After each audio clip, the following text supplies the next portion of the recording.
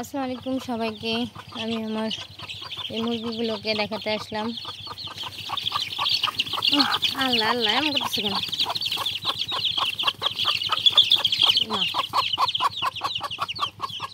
মুরগিগুলো একটা সমস্যা হয়েছে। সমস্যা হচ্ছে মশার কারণে, এছাড়াও পক্সও বলা চলে।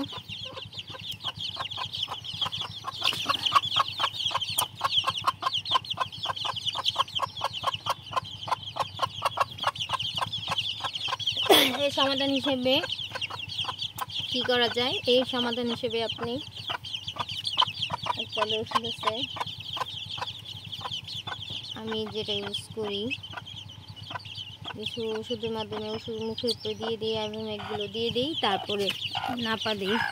ওখানে যেও না, ওখানে জায়গা নাই তো। আর আমি কি, আমি দেখেন মারামারি করে কি অবস্থা হয়েছে, চেহারার অবস্থা হচ্ছে কি সমস্যা, মারামারি করে। আলহামদুলিল্লাহ সবটি মুরগি ঠিক আছে, ওদের সম্পূর্ণ কোর্স কমপ্লিট শেষ। এখন কিছু বিরতিতে আছে, তারপর কিছুদিন পর শুরু হবে আবার। 1 মাস শেষ হলেই পরে শুরু করবো কৃমি ডোজটা করাতে হবে।